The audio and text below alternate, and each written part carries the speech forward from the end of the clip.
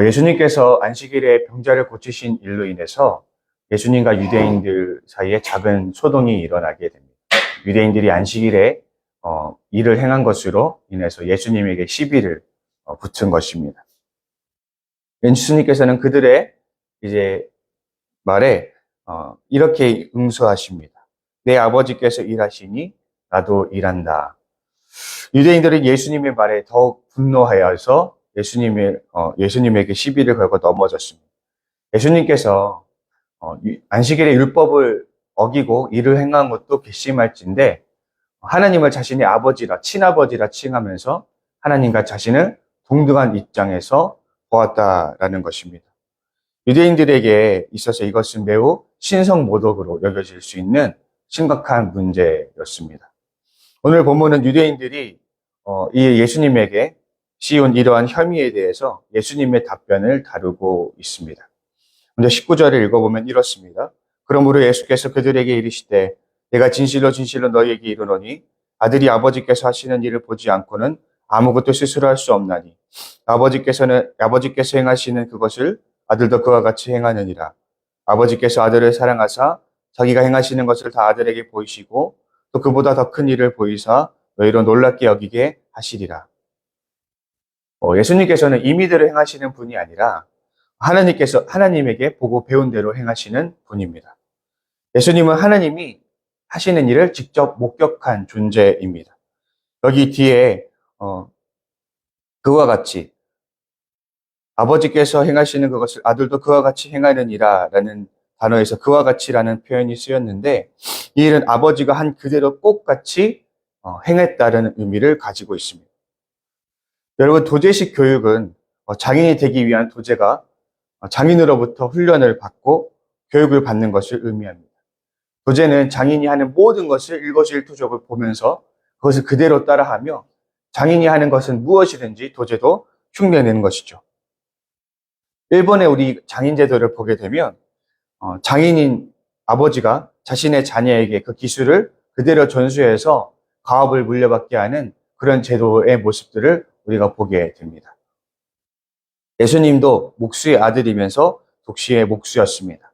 그렇다면 예수님도 아버지에게서 목수일을 그대로 전수받아 목수일을 보고 배우고 그렇게 목수일을 온전히 전수받았을 것입니다. 마치 이것과 같이 예수님은 하나님이 하시는 일들을 그대로 모두 보고 배우신 분으로서 하나님에게 모든 그런 일들을 전수받으신 분입니다. 그리고 예수님은 정확하게 그것을 재현해내시는 분이심을 오늘 예수님께서 스스로 이야기하고 계십니다. 우리는 여기서 예수님의 겸손에 대해서 한번 살펴볼 수 있겠습니다. 요한복음은 예수님께서 태초부터 계신 존재로서 하나님과 동등한 위치에 계신 분으로 그렇게 신성한 존재로서 예수님을 강조하고 있습니다. 예수님은 하나님에게 생명을 살리는 권한과 또 심판의 권한까지 모두 이양하셨다고 오늘 본문에서 분명히 기록하고 있습니다. 이토록 신성한 권능을 가지신 예수님이지만 예수님은 자신의 권능을 임의대로 사용하시는 분이 아니라는 것을 우리가 볼 수 있습니다. 오히려 예수님은 자신을 스스로는 아무것도 할 수 없는 존재라고 이제 자신을 낮추고 계십니다. 예수님은 오직 하나님이 가르쳐 주시고 보여주시는 것만 행하실 수 있는 존재로 여겨지고 있는 것이죠. 그는 철저히 낮아져서 마치 도제가 장인의 모든 것을 따라 배우는 것처럼 아버지의 것을 모조리 따라 흉내내는 그 자녀처럼 철저히 하나님을 보고 배우는 존재로서 여겨지고 있는 것입니다. 동시에 그분은 자신을 주장하지도 않습니다. 아버지에게서 배운 것에 있어서 더하거나 빼지도 않고 딱 하나님이 원하는 대로만 행하시는 분이라는 것을 스스로 묘사하고 계십니다. 이 하나님과 예수님의 관계를 생각해 보면 자연스럽게 예수님과 제자의 관계를 떠올릴 수 있습니다. 성도는 예수님의 제자로 부름을 받았습니다. 제자란 본디 스승에게 보고 배운 것을 그대로 행하는 사람입니다. 예수님은 자신이 먼저 철저히 하나님의 본을 따랐음을 우리에게 모범으로 보여주고 계십니다. 그렇다면 제자된 우리도 예수님의 본을 따라서 예수님에게서 배우고 그것을 재현하는데 힘써야 하겠습니다. 일전에도 제가 말씀을 드린 적이 있었는데 그 조선 건국을 배경으로 한 육룡이 나르샤라는 그 드라마가 있습니다. 그 드라마에서는 이방원이 정도전의 열렬한 제자로 등장합니다. 한 번은 정도전이 어떤 사연으로 종족을 감추게 되는데 이방원이 정도전의 애타게 찾으면서도 자신 앞에 닥친 문제들을 해결하게 됩니다. 그때 이방원이 골똘히 고민했던 지점은 바로 그것이었습니다. 스승님이라면 어떻게 했을까? 이방원은 자신의 신념과 가치관에 따라서 문제를 해결하는 것이 아니라 스승님이라면 어떻게 하셨을까라는 질문을 던짐으로써 자신이 아닌 스승님의 관점과 스승님의 기준으로 문제를 해결하려고 하였던 것입니다. 저는 이방원의 태도가 곧 그리스도의 태도가 되어야 하지 않을까라는 생각을 하게 됩니다. 이방원이 스승님이라면 어떻게 하셨을까라는 질문을 던지면서 철저히 정도전의 입장이 되어서 문제를 해결하려고 했던 그 태도를 우리 그리스도인들도 닮아야 되지 않을까 생각을 합니다. 예수님을 배우다 못해서 예수님처럼 생각하고 예수님처럼 행동하고자 하는 노력이 우리에게 있어야 하겠습니다.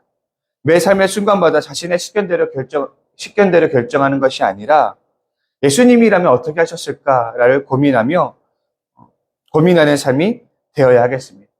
더도 말고 덜도 말고 딱 예수님이 원하시는 만큼만 예수님만을 온전히 드러내는 인생이 하나님께서 가장 기뻐하시는 삶이 아닐까라는 생각을 해보게 됩니다. 그렇다면 우리는 예수님을 온전히 배우고 있습니까? 또 우리는 온전히 예수님을 재현해내는 삶을 살아내고 있습니까? 바라기로는 우리의 언행과 인격에서 온전히 예수 그리스도가 뿜어져 나오는 복된 인생들이 되시길 바랍니다. 이것이 우리의 삶의 원대한 목표로 세워서 이 목표를 향해 달려나갈 수 있는 우리 성도님들이 될 수 있기를 바랍니다. 언제나 매 순간, 삶의 순간순간마다 예수님이라면 어떻게 하셨을까를 질문하고 고민하는, 그래서 예수님이 하셨을 법한 행동으로 나아가는 우리 성도님들 될 수 있기를 간절히 소망합니다. 이어서 예수님은 하나님께서 예수님에게 허락하신 신적 권능에 대해서 나열하고 계십니다. 아들 되신 예수님은 자기가 원하는 이들을 살릴 수 있으며 또 하나님에게 심판할 권리를 이양받았습니다. 이처럼 예수님은 하나님께 권능을 받아서 하나님 대신 하나님의 진능을 수행할 자격을 얻게 되셨습니다. 다니엘서 7장 13절에서 14절 말씀에서는 이렇게 기록하고 있습니다. 내가 또 밤 환상 중에 보니 인자 같은 이가 하늘 구름을 타고 와서 옛적부터 항상 계신 이에게 나아와 그 앞에 인도되매 그에게 권세와 영광과 나라를 주고 모든 백성과 나라들과 다른 언어를 말하는 모든 자들이 그를 섬기게 하였으니 그의 권세는 소멸되지 아니하는 영원한 권세요 그의 나라는 멸망하지 아니할 것이니라. 여기 본문에서 등장하는 옛적부터 항상 계신 이는 바로 하나님을 지칭합니다. 그리고 인자와 같은 이는 바로 메시아를 지칭합니다. 다니엘서 7장은 하나님께서 메시아에게 권세와 영광과 나라를 모두 주었다고 말하고 있습니다. 메시아는 하나님의 모든 것을 수여받아서 하나님과 대등한 위치에 선 존재로 묘사되고 있는 것입니다. 그리고 사도행전에서 베드로는 이렇게 고백합니다. 그런즉 이스라엘 온 집은 확실히 알지니 너희가 십자가에 못 박은 이 예수를 하나님이 주와 그리스도가 되게 하셨느니라. 성경은 예수가 바로 메시아이며 메시아이신 예수는 하나님과 동등한 위치에 있음을 말하고자 합니다. 그렇다면 예수님을 대하는 우리의 태도는 어떠해야 할까? 그 태도에 대해서 분명히 우리가 밝혀야 될 것인데 그 태도에 대해서는 23절에서 우리에게 가르쳐주고 있습니다. 이는 모든 사람이 아버지를 공경하는 것 같이 아들을 공경하게 하려 하심이라. 아들을 공경하지 아니하는 자는 그를 보내신 아버지도 공경하지 아니하느니라. 여기서 공경하다라는 단어의 원래 뜻을 보면 값을 매기다, 가치를 부여하다라는 의미가 있습니다. 이것은 인간이 하나님에게 부여하는 가치와 동일한 가치를 예수님에게 부여해야 함을 가르쳐주고 있습니다. 우리는 하나님을 대하듯이 예수님을 대해야 하는 것입니다. 결국 유대인들이 이런 질문을 던졌습니다. 너가 하나님과 동등된 자냐? 너 스스로 동등된 자로 여기느냐라는 이 유대인들의 질문에 예수님의 대답은 감정적인 긍정이라고 말할 수 있습니다. 예수님은 하나님과 완벽히 동등한 분은 아니지만 하나님은 그분에게 동등한 권능과 지위를 허락하셨습니다. 그렇기에 세상은 예수님에 대한 태도를 바꾸어야만 합니다. 사람들은 하나님을 경외하듯이 예수님을 경외해야 하며 동경해야 하는 것입니다. 예수님의 말과 행동은 곧 하나님의 것과 같기에 예수님의 언행을 무시하는 처사는 곧 하나님을 무시하는 처사가 되는 것입니다. 이어서 예수님을 공경하는 구체적인 방법이 24절을 통해서 제시되고 있습니다. 내가 진실로 진실로 너희에게 이르노니 내 말을 듣고 또 나 보내신 이를 믿는 자는 영생을 얻었고 심판에 이르지 아니하나니 사망에서 생명으로 옮겼느니라. 이 구절은 영생을 얻는 두 가지 조건에 대해서 말하고 있습니다. 첫 번째로는 예수를 보내신 하나님을 믿는 것이 그 첫 번째이며 다른 하나는 바로 예수 그리스도의 말을 듣는 것입니다. 여기서 이 두 가지 조건은 동등한 조건이며 영생을 얻기 위한 필수 조건으로 등장하고 있습니다. 다시 말해 영생을 얻는 것은 하나님을 믿는 것과 더하여서 예수 그리스도의 말을 듣는 것을 포함하고 있습니다. 그런데 여기서 그리스도의 말을 듣는다 할 때 이 말이란 어떤 말이냐? 이것은 누군가를 교육하거나 누군가에게 지시할 때 사용되는 말을 의미합니다. 즉 예수 그리스도의 지시, 예수 그리스도의 교육을 포함하는 가르침을 의미하는 것이죠. 다시 말해서 예수의 가르침, 예수의 말씀을 듣는 것이 영생을 얻는 조건이 된다라는 것이죠. 요한복음에 따르면 영생을 얻는 방법은 하나님을 믿는 것과 더불어 예수 그리스도의 말씀을 듣고 순종하는 것에 있는 것입니다. 유대인들에게 있어서 듣는 것은 단순히 귀를 기울여서 듣는 것을 의미하는 것이 아닙니다. 그것은 곧 내가 듣고 행하겠다라는 전제가 그 바탕에 깔려 있는 것입니다. 예수님의 말씀을 듣는다는 것은 예수님의 말씀을 듣고 거기에 순종하겠다라는 결단이 포함되어 있는 것입니다. 우리가 사장에 등장하는 왕의 신하를 한번 다시 떠올려 보았으면 좋겠습니다. 아들의 중환병이 걸려서 이 왕의 신하가 예수님에게 찾아오게 됩니다. 예수님께서는 그 왕의 신하의 아들을 고치기 위해서 어떠한 제스처도 또 어떤 의식도 어떤 기적도 행하지 않았습니다. 그저 말씀만 하셨습니다. 그러나 이 왕의 신하는 그 아들이 나았다라는 예수님의 말씀만 굳게 믿고 안심하며 자신의 거처로 돌아가게 됩니다. 그 결과 그 왕의 신하는 자신의 아들이 다시 살아나는 것을 보게 됩니다.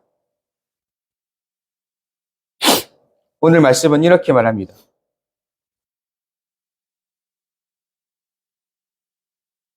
내가 진실로 진실로 너희에게 이르노니 죽은 자들이 하나님의 아들의 음성을 들을 때가 오나니 곧 이때라.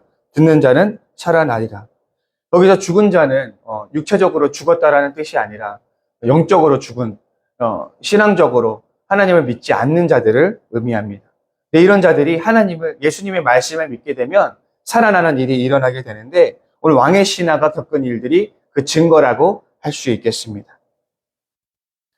GS처치 성도 여러분, 말씀을 듣는 데서 그치지 말고 듣고 행하는데 순종하는 데까지 나아가시는 여러분이 되시기를 바랍니다. 예수님의 말씀이 사실임을 믿고 또 믿는 대로 순종하여 행하는 사람만이 예수님의 영생을 얻을 수 있습니다. 오늘 예수님이 여러분에게 말씀하실 때 그 말씀에 순종하여 행동으로 뿌리시는 인생이 될 수 있기를 간절히 소망합니다. 또 그리하여서 우리가 예수님 말씀에 순종하여 뿌림으로써 영생을 거두는 복된 인생들이 되시기를 간절히 소망합니다. 우리 시간 함께 기도하실 텐데요. 먼저 기도하실 때는 우리가 지어처치에 또 성만기 사역을 위해서 기도했으면 좋겠습니다. 하나님, 우리 지어처치가 어디로 갈지를 알 바를 알지 못한 채 하나님께 모든 것을 의탁하며 나아갑니다. 25년에 이 사역을 주님께 모두 의탁드리오니 하나님께서 우리 지어처치를 선한 길로 인도하여 주시옵소서. 위에서 기도해 주시고 또 우리 지체들 가운데 아프고 힘들고 어려운 지체들이 있습니다. 그들에게 하나님의 위로와 회복이 임할 수 있도록 위에서 기도해 주시고 또 각자 가지고 나오신 기도 제목 가지고 기도하실 텐데 우리 주기도문으로 기도하시고 함께 기도의 자리로 나아가도록 하겠습니다. 하늘에 계신 우리 아버지, 아버지의 이름을 거룩하게 하시며 아버지의 나라가 오게 하시며 아버지의 뜻이 하늘에서와 같이 땅에서도 이루어지게 하소서. 오늘 우리에게 일용할 양식을 주시고 우리가 우리에게 잘못한 사람을 용서하여 준 것 같이 우리 죄를 용서하여 주시고 우리를 시험에 빠지지 않게 하시고 악에서 구하소서. 나라와 권능과 영광이 영원히 아버지의 것입니다. 아멘.